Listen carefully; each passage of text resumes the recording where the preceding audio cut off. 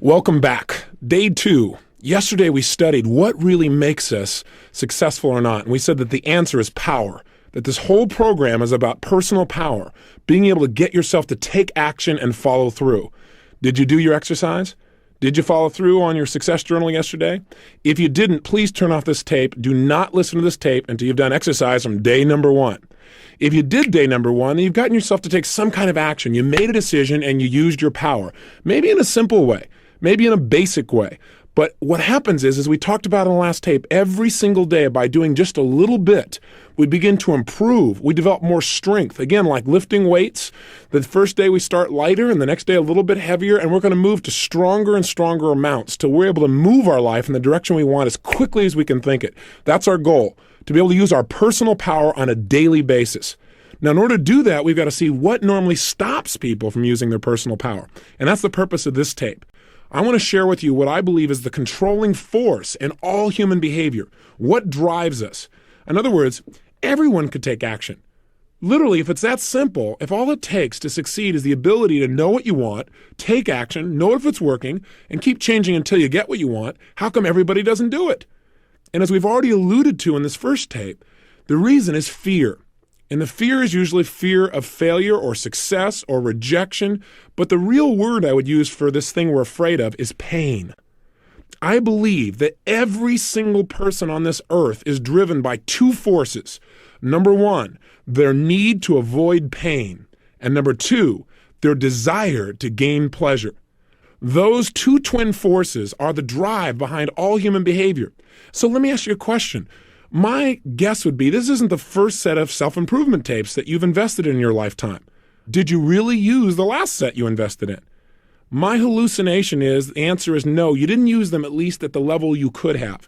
And the reason I quote-unquote hallucinate that is I found out the statistics show that less than 10% of the people who purchase tape programs ever listen to them in their entirety. That just blows my mind. Somebody's invested money, time, they wanted a result, but they didn't follow through. Or worse, they invested in a program and they listened to it and then they didn't use what they listened to. If there's anything that I'm going to try and push you to do as your friend and as your success coach, if you'll let me be that for you in this program, it's to get you to act on everything we talk about, to keep the ideas simple and focused, but get you to use them. See, you don't have to have a complicated idea to make a difference in your life. What you need are ideas that you apply. And that's what we're really going to go for 1,000% in this program.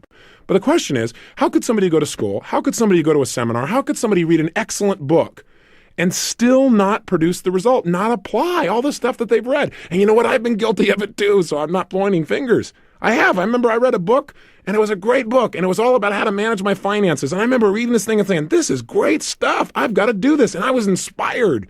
But you know what? About a month later, I noticed I hadn't done anything on it. I just got caught up, doing things. And gosh, the phone was ringing and I had to do this stuff at the house. And I had to handle this daily. I had to take out the trash. And besides that, my mom called and hadn't talked to her in a long time, and, my son needed this. And, you get caught up. You can't get caught up. What you've got to do is you've got to use your power and get yourself to follow through. So why didn't I follow through? I obviously wanted the results that I knew this book could give me. Why haven't you followed through on some of the things you really want? Why not? Why haven't you used your personal power and taken action? What has prevented you from taking action? And I would suggest to you it's what this tape is about. The 2 controlling forces have directed your life and kept you at times from taking action. And those forces, again, are the twin forces of pain and pleasure. Remember, everything we do in life, we do out of our need to avoid pain or a desire to gain pleasure. I'll give you an example. I don't know if you're a lady listening or a gentleman, but when I speak to audiences, I'll invariably ask the ladies in the audience, please raise your hand if you put on makeup today. Do you know that 90% of the audience will raise their hand? Many times 99%. Now, think about that. Why do they put on makeup each day, or why do you if you're a lady? Why? Is it because you wake up in the morning and look in the mirror and say, God, I love this process? I doubt it very seriously. Why you put it on is for one of 2 reasons. You put on the makeup because in your mind you say, putting on makeup makes me feel more attractive. So what is that doing? Why are you taking action? To gain pleasure. Or you might say, well, gosh, when I put on makeup, people think I'm more attractive. They feel more attracted to me, which again makes you feel good. It makes you feel a pleasurable type of feeling. That's why you do it. Now, some people wake up in the morning and that's not why they put on makeup. Some women wake up in the morning and they say, how come men don't have to do this? Right? But they still do it. Why? Because their brain says, well, if I don't put it on, somebody's going to say, what happened to your face? Right? And some people, of course, do it for a combination of the two. The point is, the only reason they put it on is to avoid pain and to gain pleasure. Some combination of those things. Hey, have you ever procrastinated? You say, what a dumb question. Of course. What is procrastination? It's the opposite of using your personal power. It's being immobilized. It's needing to do something and not following through. I call it the silent killer because it grows on you. It just kind of creeps along until pretty soon it's taking control of your life. Pretty soon you find yourself immobilized in a bunch of areas and you don't even realize it. You don't even notice all the freedom you've given up just because of procrastination. So what is it though? Why do we procrastinate? Why do we not use our power, which is what we talked about in the first tape? Let's figure out what stops us. The reason is when we procrastinate, it's because we think that taking action, whatever action we're putting off, that taking that action would be more painful than doing nothing or not taking action. That's the bottom line. In other words, by not taking action, we experience less pain than taking action. Now, you might say, Tony, but if I take action, I could get the pleasure that would come from succeeding or having the job done. That may be true, but what's more real to you when you procrastinate is the pain you'll have to go through to get the job done. Isn't that true? Think about it. Don't take my word for these things. You got to take whatever I say and say, hey, that makes sense to me or it doesn't. Don't just buy anything I share with you. Think about it, make sure it makes sense to you. And once it does, then we've got to start making sure you use it. Now, let's look at the other side. Have you ever procrastinated for so long that at one point it reversed on you? Where all of a sudden your brain said, God, I gotta do this. Because not doing it is more painful than just getting the job done. Haven't you been caught in that place? Were you ever one of those people that did your term paper like a week before, or maybe worse, the night before? The whole time doing the term paper was painful. But the night before you thought, if I don't have it done, it's going to be even more painful because I have to walk in there without it. And so all night long you experience pain of getting the job done. Common experience for too many people. Why? Because they haven't learned how to control the motivating forces of pain and pleasure. They are the controlling force of your life. Now, where else do they affect you? Well, let's take a look. Do you overeat? Some people say, well, I'm going to go on a diet. Yep, I'm just going to go out there and I'm going to starve myself and then I'm going to be real skinny. How often does that work? Now, I'd say slim and none. In fact, studies show that 95% of the people who go on a diet within 2 years have not only gained the weight back, but have also usually gained an additional 2 pounds beyond the weight they were on when they went on the diet in the first place. See, trying to create more pain in your life rarely works because I got to tell you something. The need to avoid pain is biological. It's built into your nervous system. Why? Because it's a survival mechanism. And your brain is going to fight like crazy anytime it sees that you're asking it to do something that's going to lead to pain. So what do we need to do to change our eating patterns? What do we need to do so we get permanent weight loss and we have the physical health we want? Well, the first thing I would do if I were you is I'd find some of the foods that you're obviously addicted to. In other words, foods that you eat on a regular basis and you eat them in excess. Why do you eat them in excess? You go, well, because when I was growing up, these and these things happened to me. No, that's not true. There's only one reason you eat more food than you should. Because it's pleasurable. Because you like to eat that chocolate. Because you think, Godiva chocolate. And you just go into a state where you got to have it.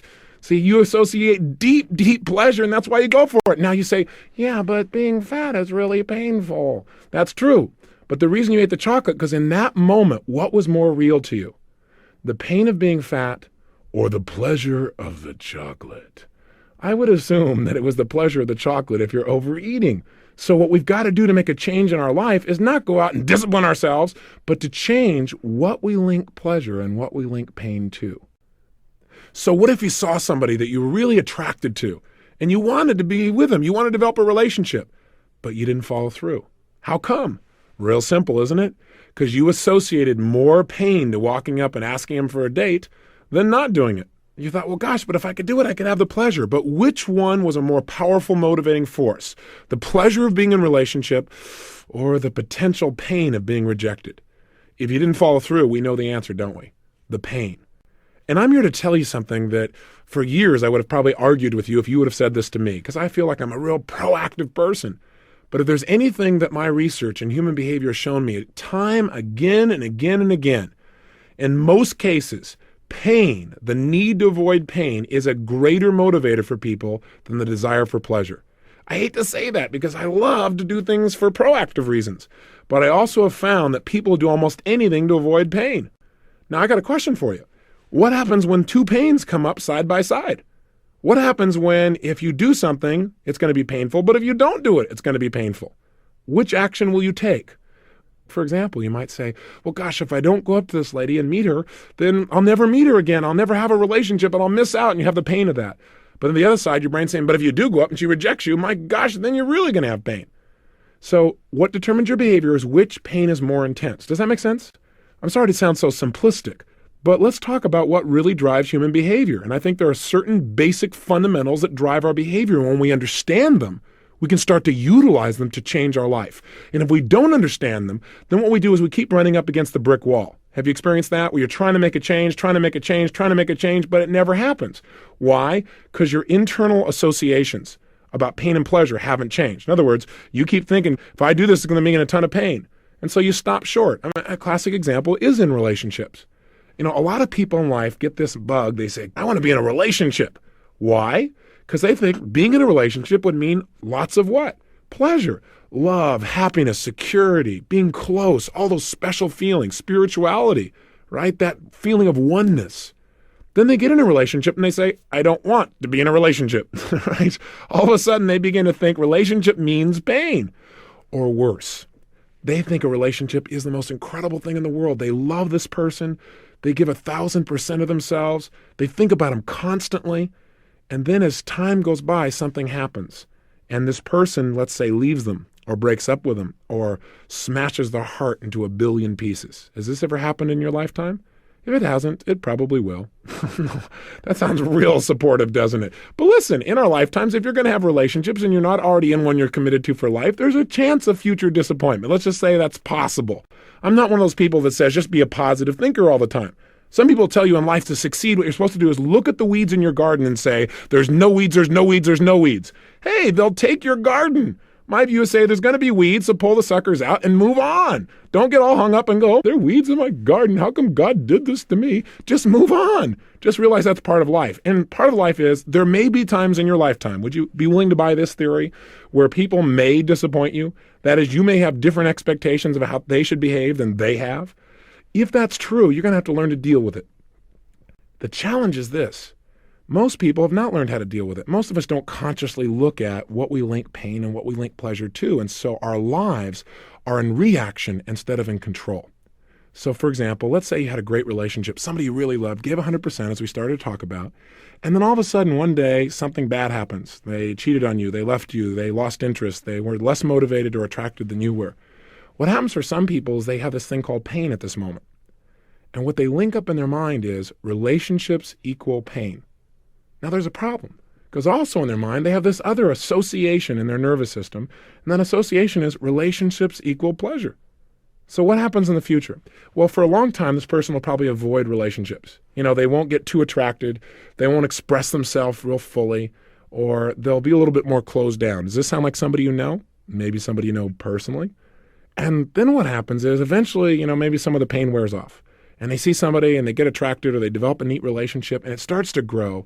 But there's a point in the relationship when it's going really, really well, when all of a sudden that person begins to sabotage the relationship. Now, have you ever done that? Usually it's because inside your mind, something has happened and your brain's going, oh my gosh, I'm getting all this pleasure. But I know what's happening next. Relationships will equal pain eventually, so I better get out quick before the pain gets here. Now, I want you to realize that this idea of pain and pleasure doesn't just shape your emotional life, or whether, for example, you smoke cigarettes or overeat or whatever the case may be, but it affects every aspect of your life, every aspect, big things and little things. Sometimes business people say to me, boy, this pain pleasure thing, this really affects my business, doesn't it? I said, affects your business? It's everything. It all comes down to people don't even buy the best product anymore. They buy the product they associate the most pleasure to and the least pain. All marketing is when you watch a commercial is them trying to get you to link pleasure to their product and pain to the competition. Management is understanding pain and pleasure. What drives somebody? Because if you want to motivate a human being, you got to find out what already motivates them. If you want to influence them, you got to find out what already influences them. What do they already link pain or pleasure to? Now, I'll give you an example. I worked with a gentleman. He was one of the first people that I took on as a private client. Now I have a group of people that pay me between $1 and $4 million a year to personally coach them. I don't say that to impress you, but I want to impress upon you, these people will not pay that kind of money unless they get real results. And this man was the first client I took on, was a man who made $500 million in one day, one of the top financial traders in the world. That's pretty amazing. But then he went through this challenge. And the challenge was he couldn't get himself to make any money. For almost 9 straight months, he was losing money. And so he tried everything to turn things around. And pretty soon, as you might guess, he linked major pain to trading because every time he traded, he'd lose. His old identity was he was the best in the world. So he hired me to come in because he was at the point where he literally couldn't get himself to go into the office because going to the office equaled pain. I mean, can you imagine someone that good being that shut down in what I would call learned helplessness? And the man was really a genius. But his conditioning was taking over. So I came in and helped him to change this pain pleasure. I also helped him to evaluate and study him to find out what was he doing at his very best when he was the best in the world. What was he doing with his body, which we're going to teach you about, something called state and physiology in this program, the very things I did with him. What was he doing differently in the way he made decisions? How was he evaluating things? A lot of what this program teaches I did with him personally. And I began to turn him around. And most importantly, get him to link massive pleasure to trading along with making sure he was using the right principles. You can get all pumped up and excited and link pleasure and do the wrong thing. So by a combination of those aspects, within less than 12 months of coaching him, and I did this seeing him once a month and then talking to him about once a week on the phone and daily through faxes, he made more than $100 million, turned things completely around and developed momentum again. So I just want you to get, this is really important for you if you're in business, as well as important for you in your personal life. And also it doesn't matter how tough things are. You know, I dealt with a woman a couple of years ago who had 152 personalities, and she started splitting in the middle of my seminar. And in 45 minutes, I was able to help her to integrate herself. And the way I did that was by understanding the relationship of these 6 human needs, as well as the principle of pain and pleasure. So I want you to know, when you master this area of your life, you can change virtually anything. And you've got to master it around the area of learning. Because if you think about it, as we move into the 21st century now, things are changing so rapidly. The one skill you got to have is the ability to learn rapidly. And you know what? When we're in school, we link massive pain to learning, most of us. And so kids, boy, you can turn them around so easily when you entertain them a little bit. You know, I try to make this little tape program somewhat entertaining. I just got my voice to try and do it and tease you and push you, but hopefully you can feel the difference, and you will over the next few days as we go through each day, day after day, building momentum. But I can tell you one of the reasons we now do our programs in movie theaters all across the country, where I do a seminar and we satellite it all over the nation, is we use that big screen and we use entertainment. We call it E-cubed. We give you the very best education on earth, something you can immediately use that you can see measurable results from, but we make it entertaining. And then 30 is empowering, so you follow through, so you're not learning in a passive mode. Most people think, oh my God, I'm going to sit in a seminar for 8 hours? That's got to be the most burnout thing possible. Well, we have people that go for 3 days and they have the best time of their life, because I believe the information age is dead. I mean, as we have so much information coming at us now. It's on internet and it's on CD-ROMs, and we've got 500 television channels, and then we got me. Here I am again, dumping more on you, right? But you know what? The secret is to realize there's so much information. The only stuff we pay attention to is the stuff that moves us emotionally, something that inspires us or makes us laugh or makes us cry or makes us feel. That's the stuff we remember, and that's the stuff we use. So pain and pleasure is shaping every area of your life. And what we want to do in this tape is really start to take control of it. So we're not in reaction to our old conditioning, but we're in charge of it. And the first step to that is awareness of this principle, the awareness that this is shaping us and how it works. So the controlling force of our life then, the thing that directs our life, is what we link pain and what we link pleasure to. Think about it. Advertisers know all about this, don't they? Advertisers know that if we're going to get people to take action, to use their power to buy things, we got to get them to associate pleasurable feelings to our product, or show them how they can eliminate some pain they already have by buying our product. Think about it. Isn't that what they really did in those old AT&T commercials? AT&T tried to give you the pleasure and the pain.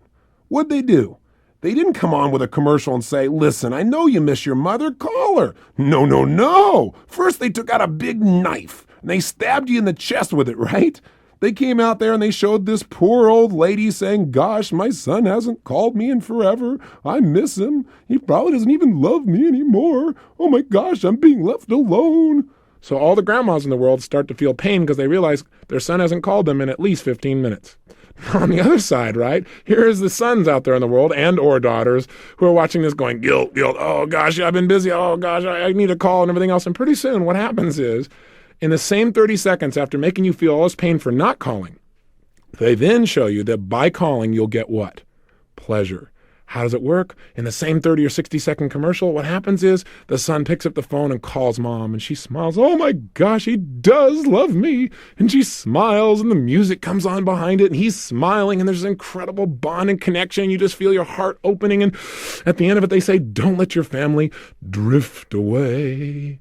And what's happened? In 60 seconds, they've gotten you to link to their product, a way to avoid pain, plus they stirred up some of your pain, made you hurt a little more so you're more motivated, and simultaneously showing you how you can heal it and get pleasure just by picking up this little device that's nearby that they'll make money if you take action on. Now, I'm not against it because I think it's a great tool, but I want you to realize it's a pain-pleasure commercial. And then there was Citibank Visa, right? It's interesting to see what Citibank used to motivate people versus, say, American Express and what they used. They both had two classic commercials. In the Citibank commercial, there's a dark background, and a man comes on, and he's got a lot of pain. And he says, yeah, I got the phone call. It's 4 o'clock in the morning. My father was having a heart attack. I had no money. Then all of a sudden it comes on, and the Citibank lady comes on with a smile and says, we heard about his problem. And she said, we wanted to help. He called us. He told us what he needed the money for. We gave him the credit. It goes back to the man. Yeah, because of Citibank, I was there. I was there at my father's hospital bed, thanks to Citibank, people who care. Now, what's the implication here? Well, if you want to solve the pain in your life, just get a Citibank Visa, and they'll handle it. You need more money? Hey, just call. They'll handle it. They understand. Well, that's an interesting way of looking at things.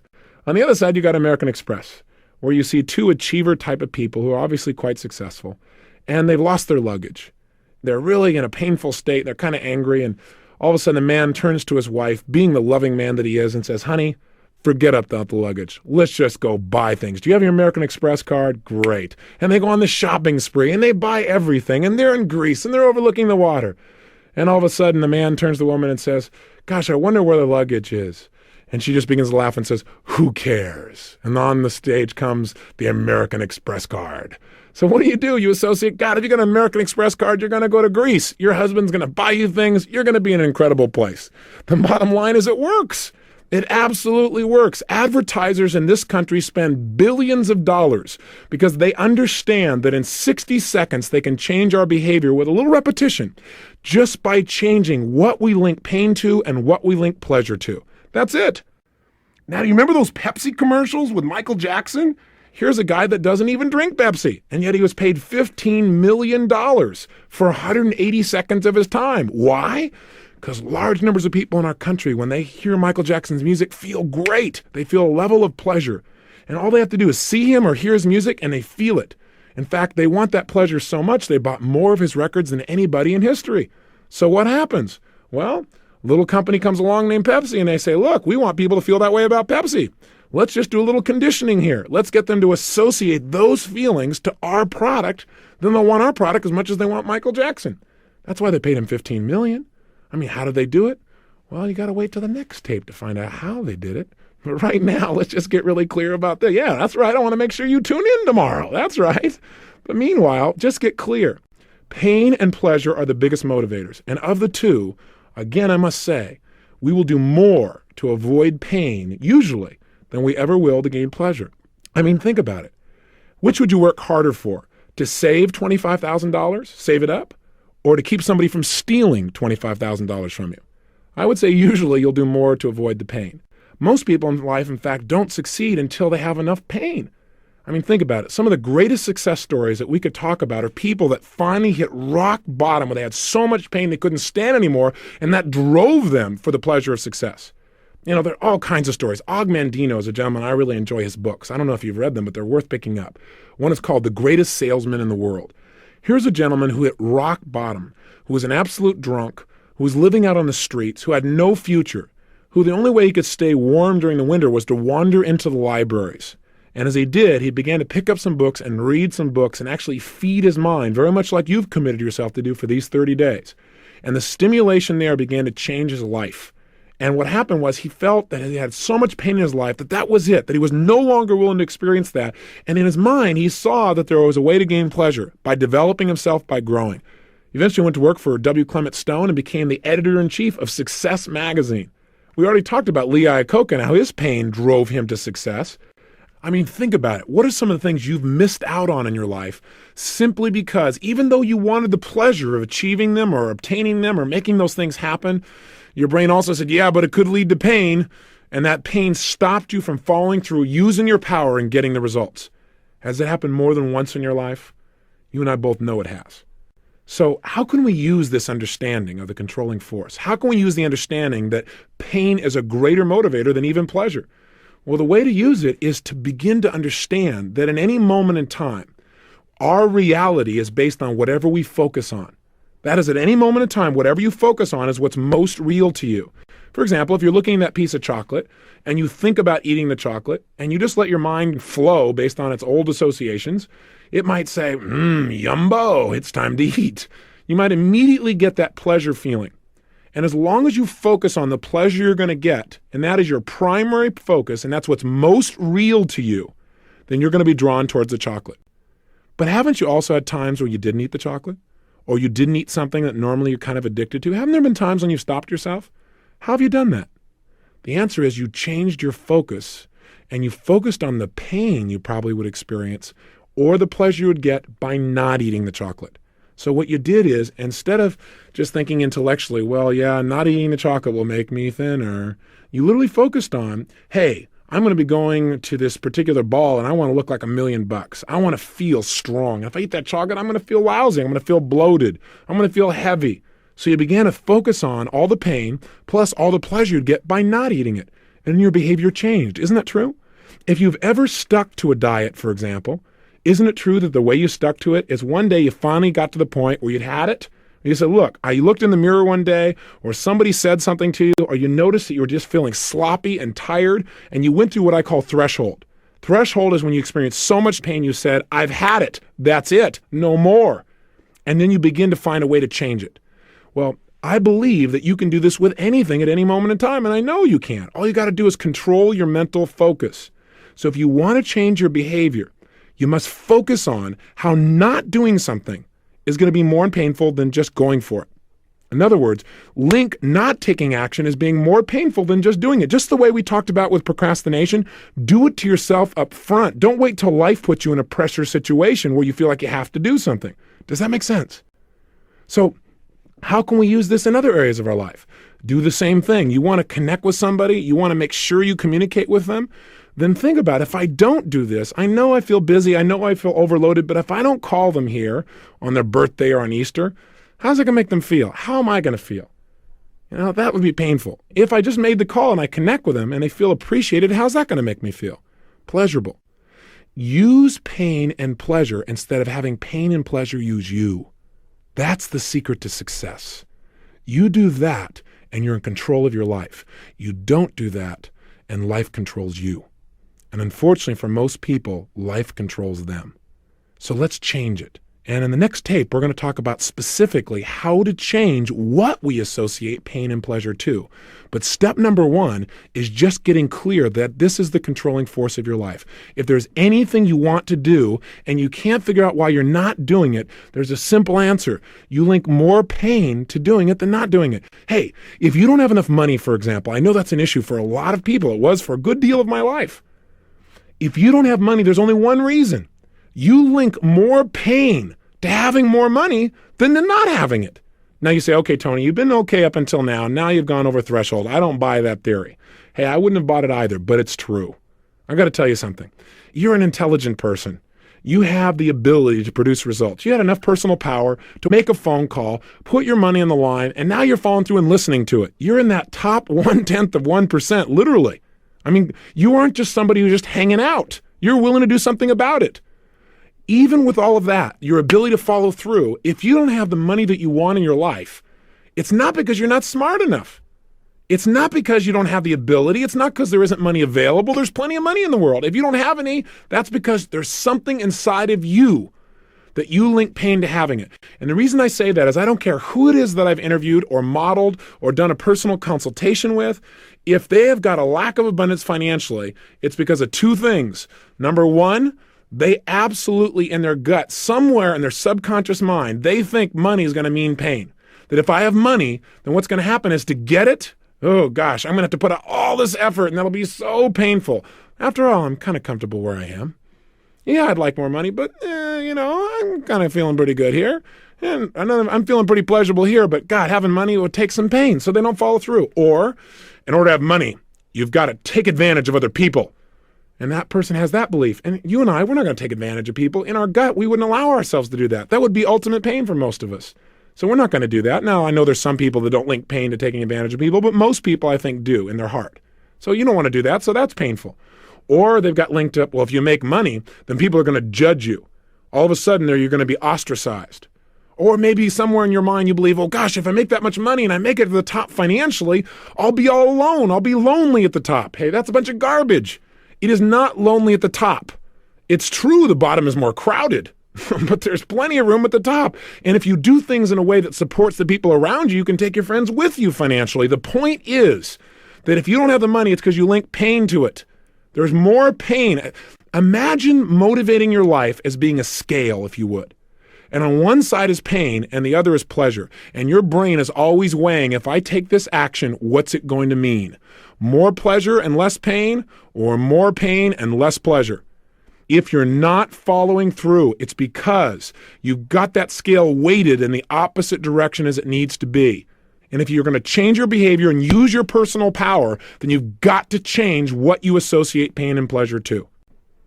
If you're sabotaging your success in any area of your life, it's exactly the same reason.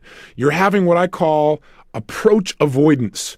That is, you have a mixed set of associations about pain and pleasure. As I gave you the earlier example, in a relationship, I want to be in a relationship. It'll mean pleasure. But then you get into it and you start to notice some things and your brain says, oh, it might end. It might mean pain. And so you start to make relationships work and you sabotage them. You may do the same thing financially. I want money because money will mean for me maybe more freedom, or I could give to my friends, or I could buy my kids something, or I could travel the world, or I could learn something new, or I could hire this best coach in the world to do something for me.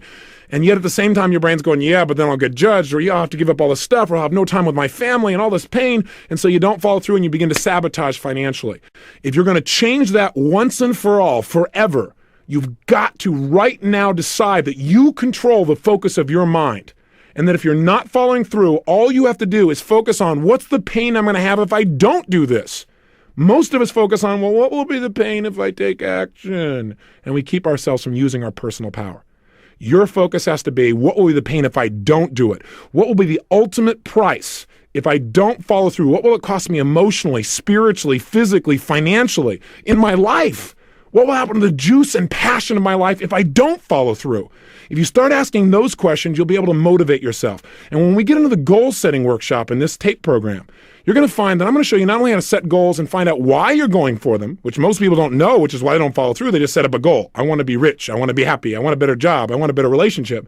We're going to get the reasons that'll drive you, but we're also going to have you really focus on, hey, what's going to be the cost if you don't do it? We're going to use this powerful force within us to create lifelong success.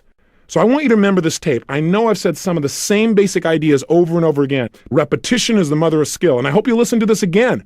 I want you to hammer into yourself, if you will, anchor into yourself, that you're in control and that you have the ability to change your focus and therefore change your behavior instantly by learning to control pain and pleasure and what you link them to. So let me give you an assignment, and then tomorrow we're going to show you how to make changes rapidly. But let's make some changes right now, okay? Take out your success journal. And in your success journal, I want you to write down 4 actions that you need to take in your life that you've been putting off. Now, I know you made some decisions a day or so ago, but I want you to look at 4 more things. What are 4 actions that you need to take? Maybe you need to lose some weight. Maybe you need to stop smoking. Maybe what you need to do is need to make a phone call you haven't followed through on. Maybe it's initiating a new job interview for you. Maybe what it is communicating to somebody that you really, really are attracted. Or maybe it's you're in a relationship with somebody and you haven't communicated how much you really love them in a long time, real directly. You're kind of taking it for granted. I don't know what it is. But I want you right now to write down what are 4 actions that you could take immediately that you've been putting off. You know you should take, but you haven't done it. Again, make these 4 different than the ones you already did yesterday. Don't go, well, I did 2 of them yesterday, so that means I'll have to do 2 more today. No, remember I said each day we're going to do a little more. We're going to increase the weights. We're going to develop more muscle, more will, more power. That's what we're doing right now. So you're going to write down 4 new actions, right? 4 simple actions that you're going to take. And then what I want you to do is I want you to be honest with yourself. I want you to write down under each action that you've not taken that you know you should. I want you to write down what is the pain that you associate that's kept you from taking action in the past. Let's just get clear, because I guarantee you that if you've not taken action, it's because you associated more pain to taking action than not. Okay, you've heard that about 19 times, but you're going to hear it again and again until you start to use it. You know, I once heard a story about this great minister, and people came to his church and they listened to him, give this great sermon. And it was a phenomenal sermon. And then they came back the next week and he got up and gave the same sermon.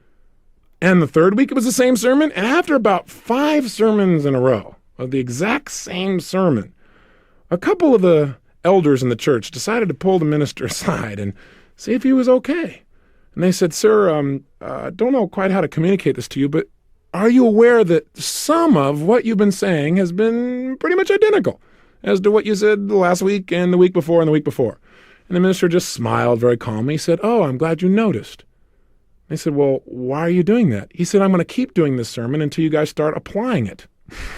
So if I sound like I'm giving a sermon that sounds like the same one, it is. We're going to make sure you apply it and make sure you embed it. So 1, write down the 4 actions. 2, make sure you write down what is the pain that you've associated with doing this in the past, and just be honest with yourself. And if you say, Tony, I have no pain associated to it, well, then think a little stronger. Maybe the pain is simple. Maybe it's like, well, the pain of taking the time. It'd be more painful to take the time to do it than other things you're really more caught up in and that you think will give you more pleasure. But write it down. 3rd step, I want you to write down all the pleasure you've gotten by not following through. Because sometimes by not following through, it's giving you pleasure too. You go, well, I don't understand. Well, let's say, for example, you think you should lose some weight. And that specifically, in order to get that done, one of the actions you should take is to stop eating mass quantities of chocolate or sugar or cake or whatever it is, okay? Now, why haven't you done that? Well, answer number 1, because you associate pain to dieting. In fact, what are the first 3 letters in the word diet? That ought to give you a clue why most people want to avoid it. Right? They feel like they're dying. The bottom line is that's kind of painful. So what have you done? You've associated taking something away. Loss equals pain for most of us. If we feel like we're losing something or giving something up, we feel like losing weight. It's going to be painful. So you go, well, gosh, I would be taking something away. I would be taking away things I used to have pleasure eating. So that's pain. What are all the pains that you would associate? Step 3, what's the pleasure you get by still eating? Well, you get the pleasure of eating chocolate. You get that momentary feeling inside. So that's step number 3. Step number 4, I want you to write down the opposite. What do I mean by that? What I mean is I want you to write down what it will cost you if you don't change.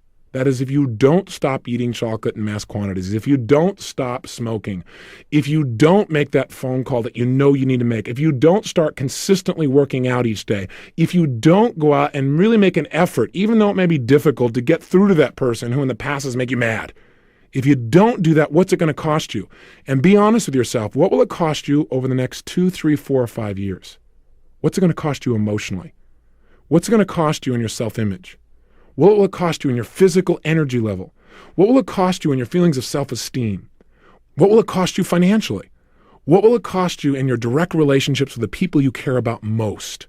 And I really want you to hone it down. And how does that make you feel? In other words, don't just go, well, it'll cost me money. Well, I will be fat. That's not enough. You got to remember what drives us are our emotions, not just our intellect. So get emotional about it. What will it cost you, and how would that make you feel to not get those results in your life over the next 2, 3, 4, or 5 years? And here's the final key. Take the final step, and that is under each of these 4 actions, write down what will you gain by taking this action right now. What are all the things you'll gain? And make a huge list that will really drive you emotionally. Hey, I'll gain the feelings of being in control of my life. I'll gain the feelings of knowing that I'm in charge.